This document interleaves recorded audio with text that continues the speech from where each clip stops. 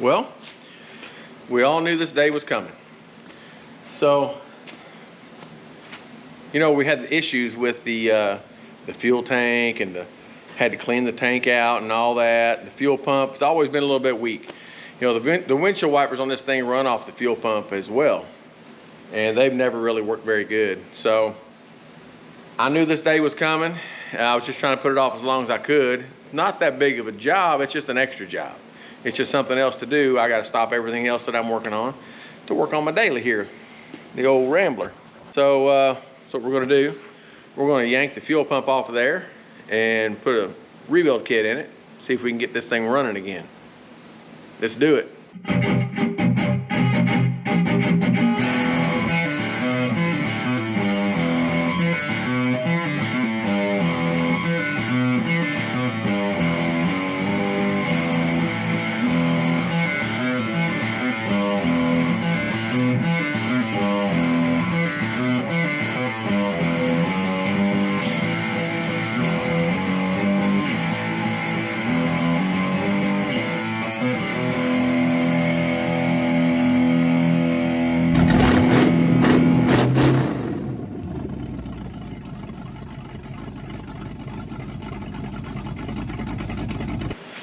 Well, as it is with all these types of repair jobs, the first part is the disassembly process. So we're going to dig into that right now. We're going to take the alternator off to expose the fuel pump. And we're going to unhook the fuel lines and pinch those off so that they don't leak all over the floor. I did put a drain pan under there, but still don't want to lose all my gas because there's going to be some gravity, some pressure against it coming from the tank that'll push a lot of fuel out. So we're going to pinch that rubber hose off, and you know, not too worried about what drains back out of the carburetor into the pan. But yeah, let's get started.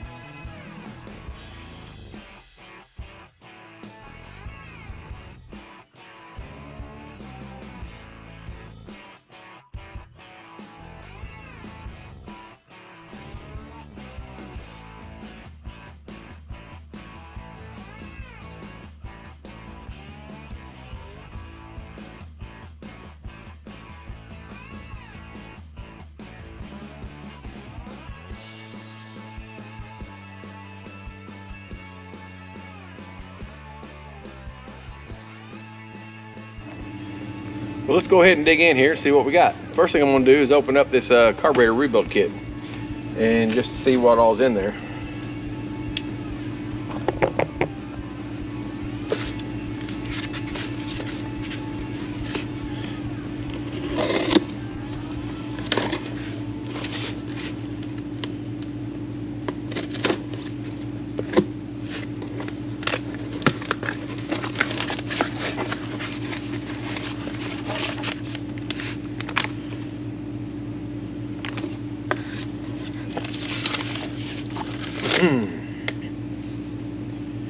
Airtex RD 117. It says 1117, but on here it says 117. I don't know if that really matters to me, but that's what it says. Get this over here out of the way. See what we got here.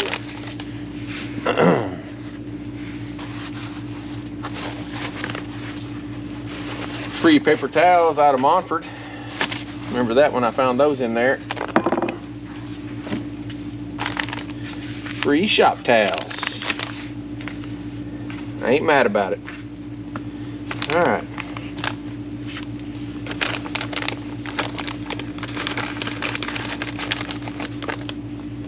See what we got. There's one of the diaphragms. Don't know which one. The other one. These folks really seem to know their stuff about these fuel pumps. Which is a place, give them a little plug here, Then and Now Automotive. And they're in Massachusetts. So when I called the guy, I basically just explained to him what it looked like. It made a difference how deep this cap on the bottom was, separated from another model, where these were, how many screws were holding this plate on and this one. So but just by telling him those things over the phone, he was able to tell me which one I had. And also by telling him about this tag, I gave him the number off of this tag, and he was able to tell by that that this was not the original. It was a remanufactured pump. So, but said this kit should work for this pump. And there's a lot of stuff in here.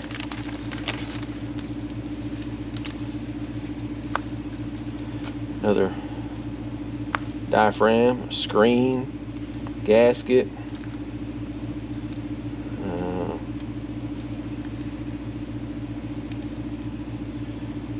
Some kind of spring-loaded, almost like a check valve. Another one of those, another one. This is a pretty complete kit, looks like. Got a lot of stuff in here that I've never seen inside a fuel pump before on any kit that I've put in, which I haven't done that many, admittedly, but again, this is, I think they make these to order. Whenever you call them and tell them what you need, they don't just keep a bunch of these in stock for these oddball pumps. And these weren't just used on AMCs, these were used on the other big three manufacturers as well. So little C-clips, another little gasket, sleeve, spacer, spring, rod, couple, looks like plungers. All right. Well, I guess what's looks like what's left to do is tear the old one down. Don't be scared, folks.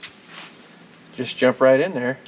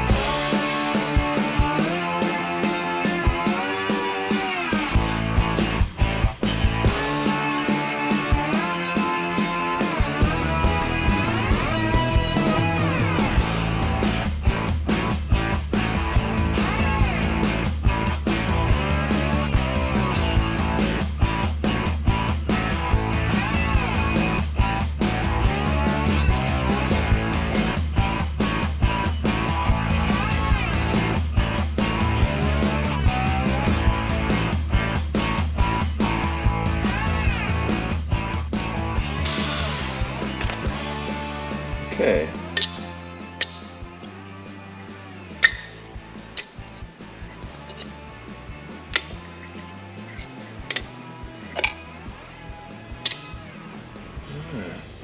see here. So there's one of those doodads. Just fell out of there.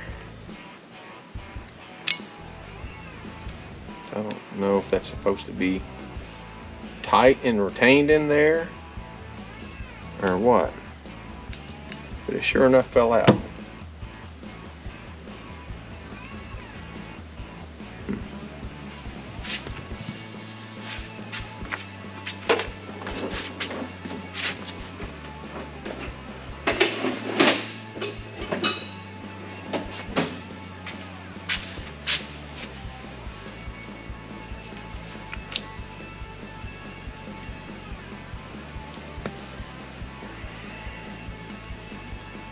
I don't know. Just gonna leave it there for a bit. Now look at this. See what I can figure out.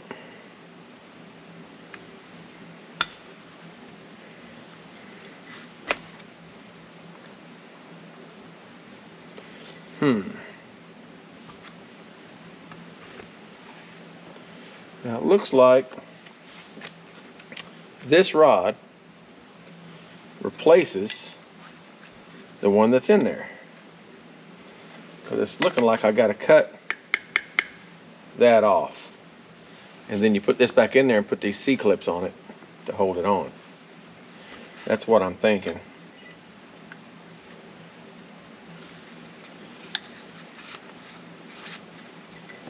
But if you look at these two, they're not center to center parallel with each other, so they're different rods.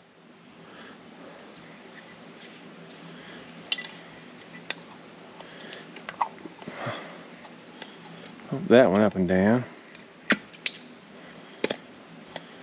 Yeah.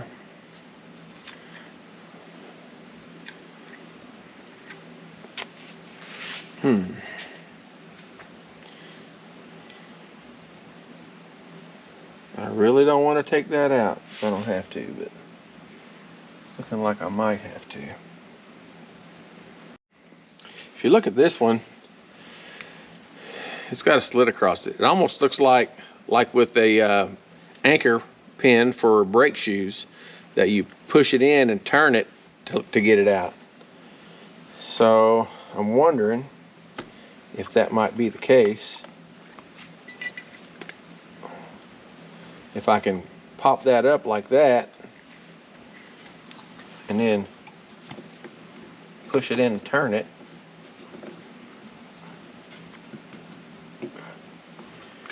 get it out of there. Oh, look at there. So that one,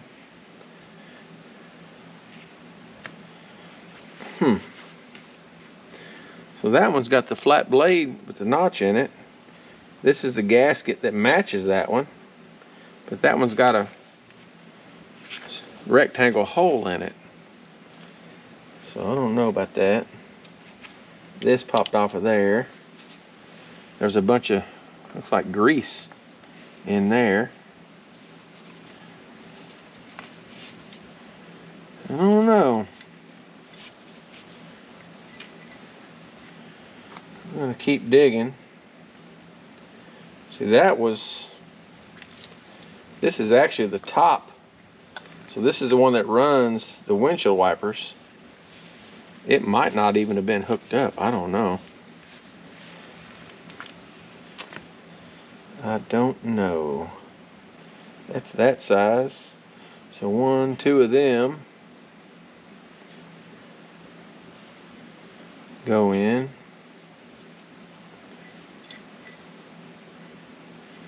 I also don't know about this one.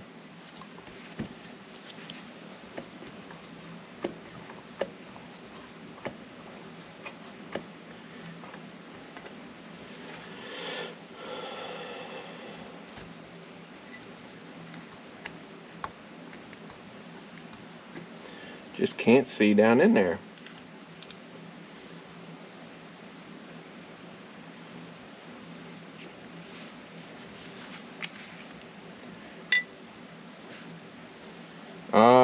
There it is.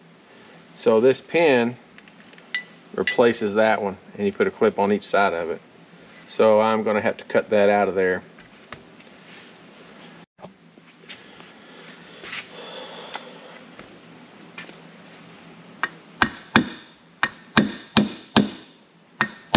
It's moving.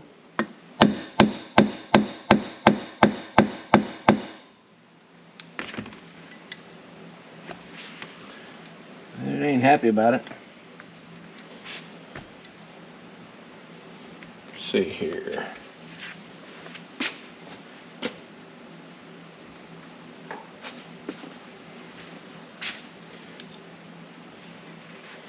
Give it something to knock into. Use the old trusty socket.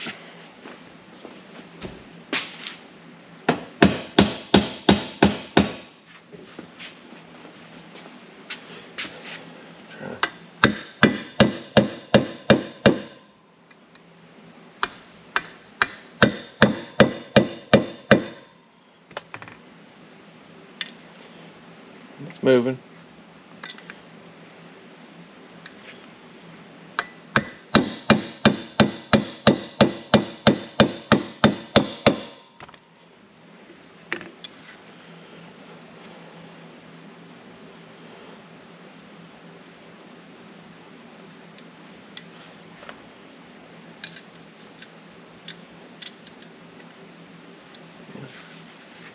Got a little ways to go yet.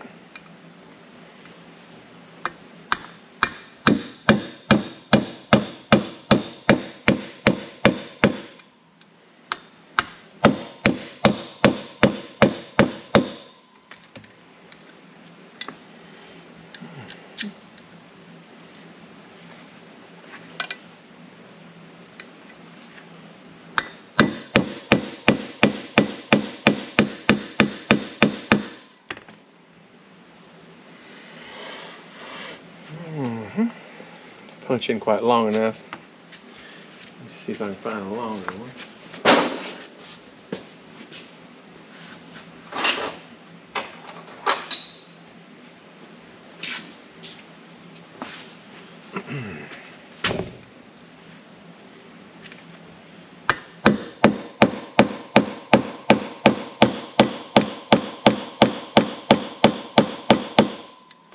It is moving.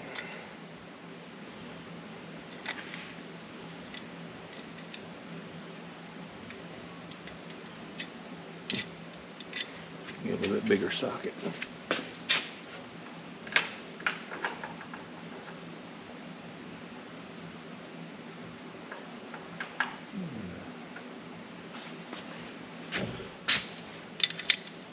There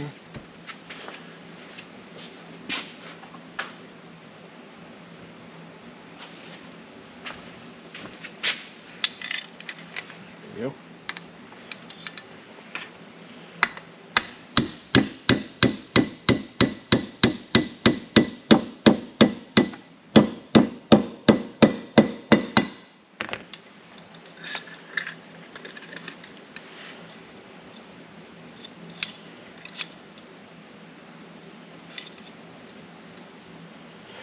Looks like that's all the way through there.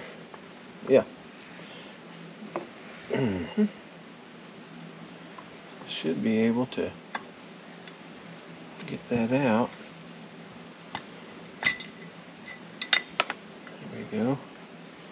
Lord help me, I hope I get this back together. That's interesting looking.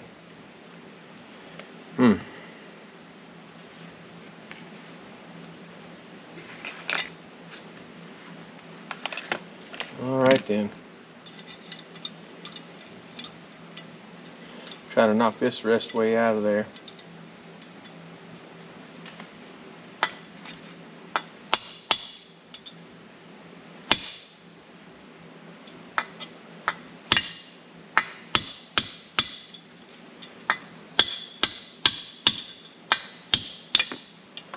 All right. Got that out. Okay.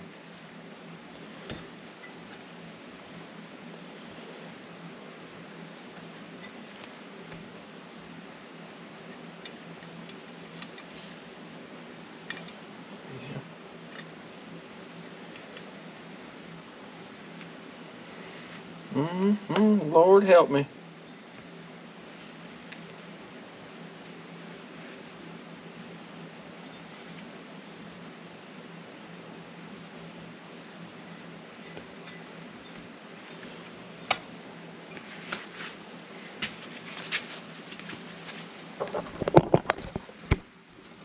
All right, so what I'm gonna do is I'm gonna clean this up and try to figure out how much of these parts I need. So we'll be right back. 6 hours later.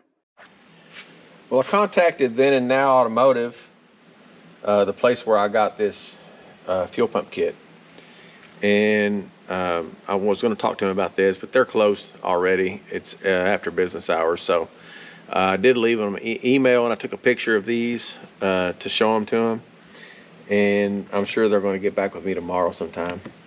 But in the meantime, I know that it's going to take a while to get that. If they send me a new one, I'm not sure how they're going to handle it. If they want me to send them this one back to get the new one, or if I can send it back to them after I get the new one, I don't know. Or they want me to send them back the whole kit and then they'll send me another. Either way, it's probably going to take a little while.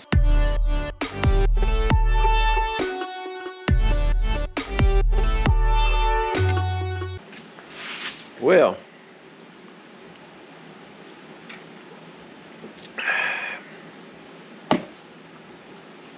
so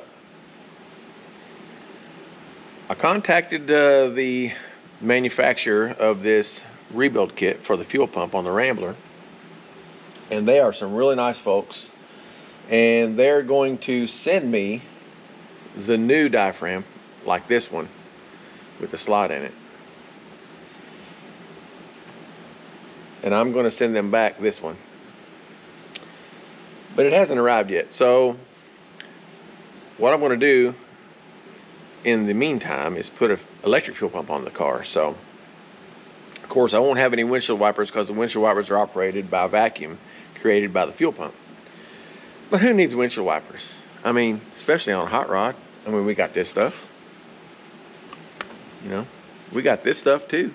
This stuff is really good, believe it or not. It is Lucas Slick Mist. It's actually for the paint, but the fellow that's going to be doing my pinstriping and lettering on the car is an old hot rodder, and of course he has old hot rods from the 30s, street rods, and he turned me on to this stuff because he don't even have windshield wipers on that car at all, and this is what he uses, and I tried it and it does work really well. It stays on for a good while too. So yeah, I'm gonna be using this stuff, put electric fuel pump on there. I may eventually put the mechanical one back on, but you know, for the meantime, I'm going electric. What I'm gonna do is I'm gonna go over to the old fast cut CNC, and I'm gonna make one of these without this big void here in the middle, obviously, but out of steel. I'm gonna take some 1/4 inch steel and buzz one of these out on the fast cut. Okay, so here we are at the fast cut, and I did not videotape. I tried to videotape creating this plate, but I'm still learning on this how to draw, and it was taking so much memory in my camera to do it, so I decided just to turn it off, create it, and we'll go through all that another time because I need to get this finished. But right now I'll just show you what I got to do here. I'm going to open it up in TurboCAD, then I'm going to show it in SheetCam, and then I'm going to show it in Mach 3, which is the program that runs my G-code, and then we're going to film cutting it. So here's TurboCAD, and go up here to open, and there it is. AMC 287 fuel pump gasket is what it's called, but it's actually the blocker plate. So there it is, opened up. Let me turn off this light. All right, so there it is, opened up, and you can see I can select, and then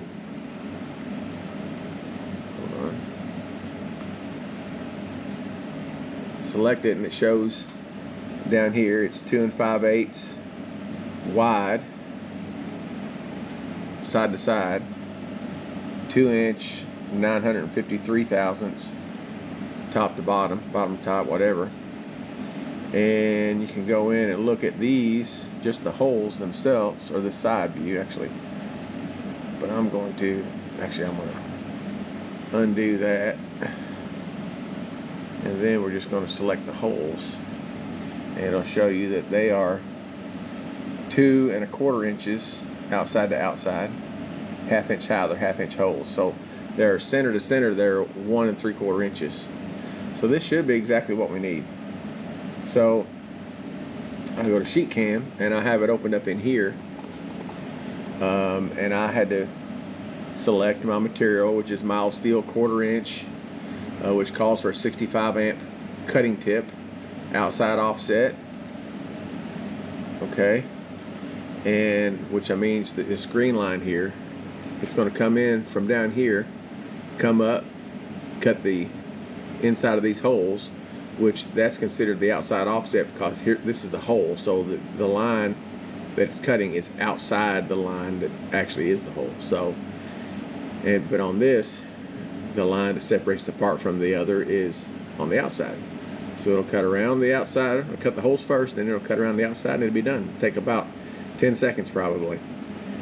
So then we open up the G code. It's the Mach 3 program, and the first thing we do here is just hit E-stop. And then what you want to do every time, first thing, is come up here and home your XYZ.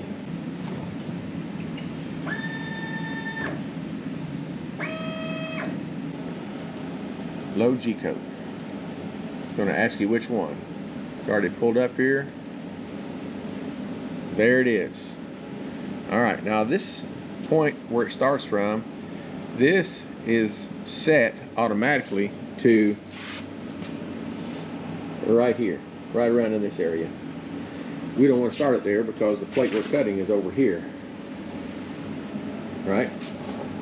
So now comes the part. We bring it back down here.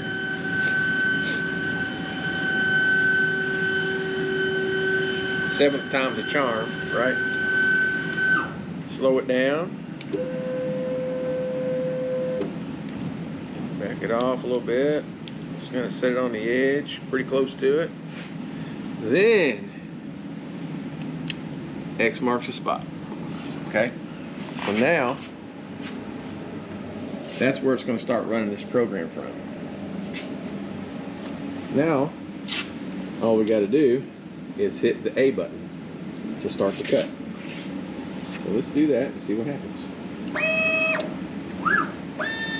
Cut the holes first.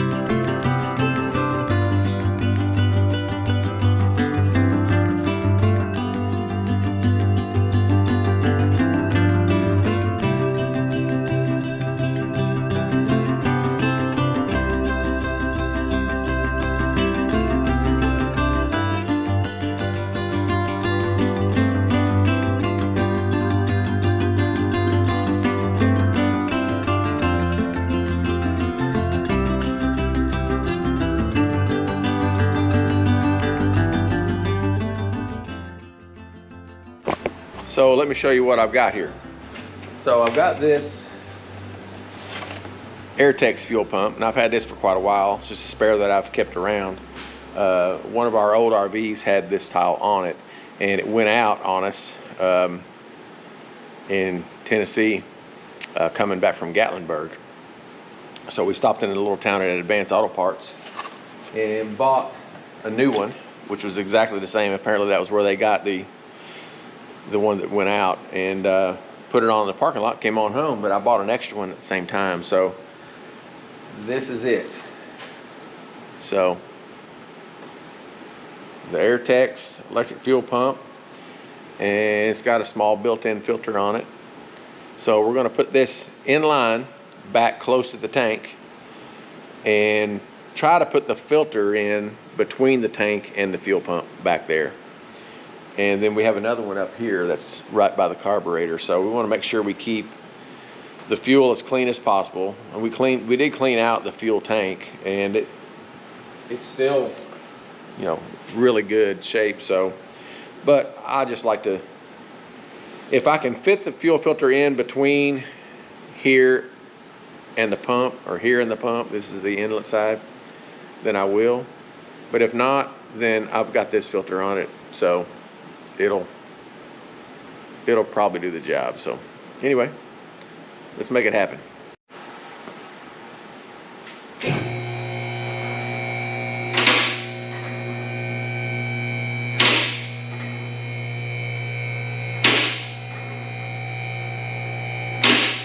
It sure is nice having a lift.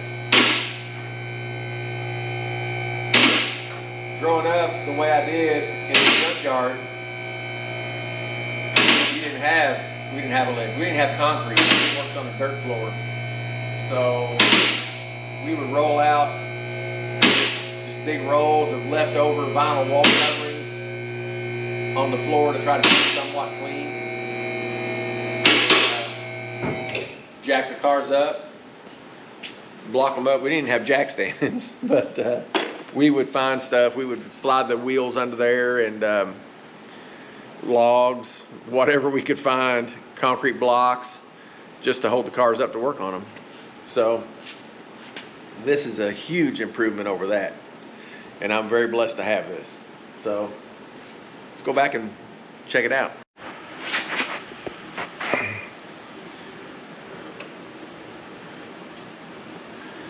Okay, so the game plan here, like I said, is to try to leave that filter in if I can.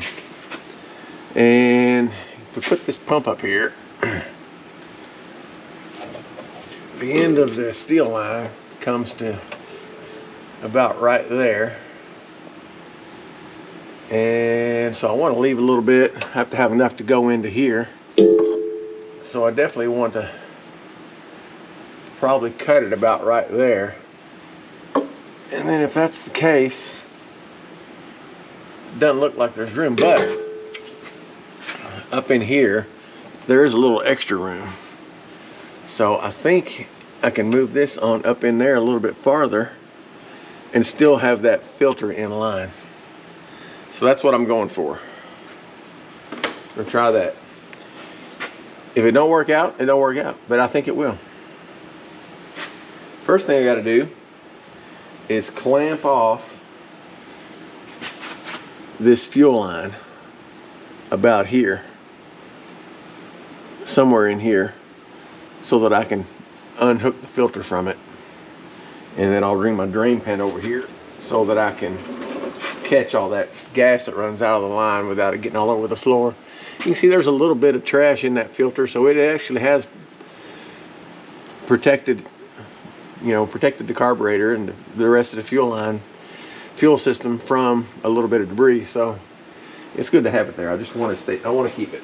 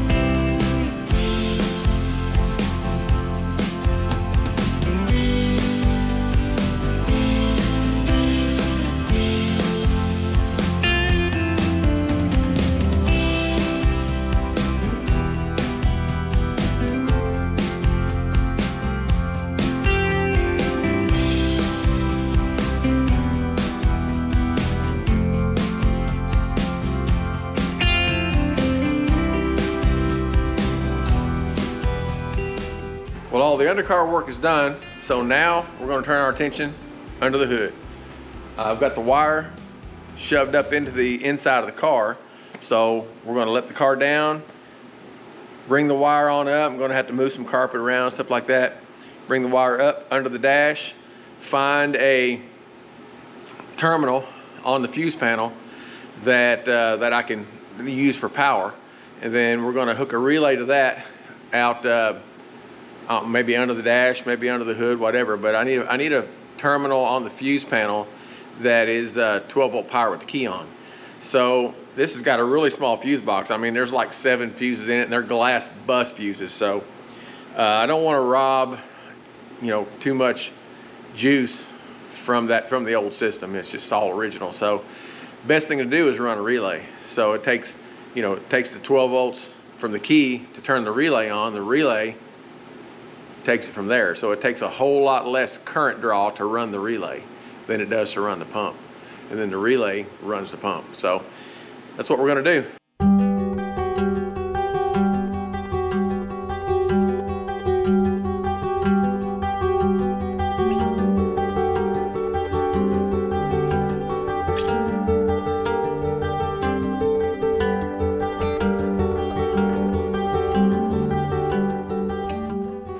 I actually found a 12-volt ignition switch powered wire, and I had forgotten about it. I knew it was there. I found it whenever I took the heater assembly out and all that and did the firewall deal. So I found it because I touched it with something and it was hot. So, but only with the ignition switch on. So that's good for us, because then I don't even have to get under the dash. All I have to do now is hook everything up under the hood, hook the relay to the battery and hook the switch to it, all that stuff. So first thing I do though, run this wire under the sill plates in the carpet and get it into the engine compartment where it's accessible.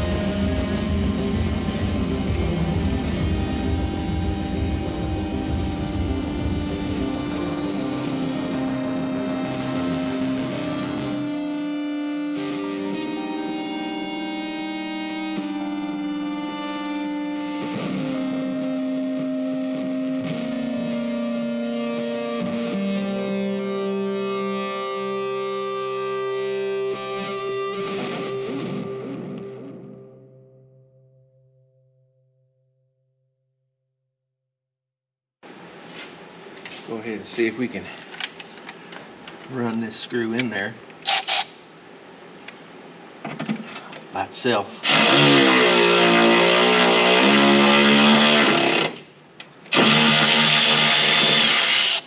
That went good. Now we will grab our relay.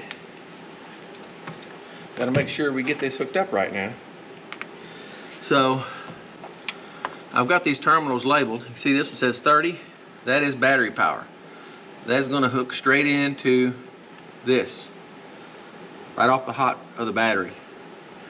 And then 85, that's your ground.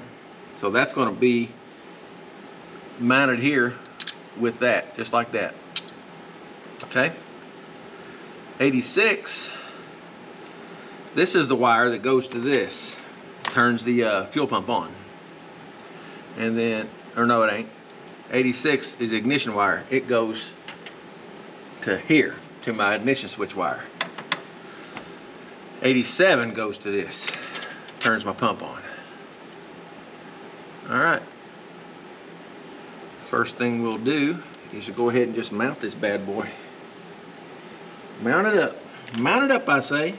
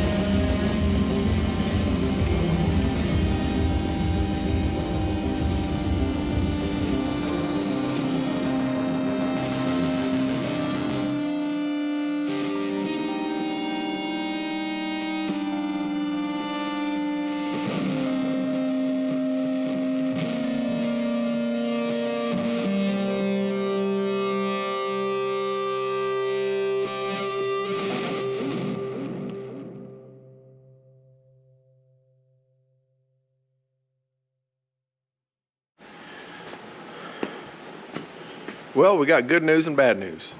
Good news is, back here, none of that's leaking. That's all dry as a bone. So we're in good shape there. And the pump works. Doesn't quit running though. So I looked up here and found this. So this old piece of rubber hose with these little squeeze clamps that are loose.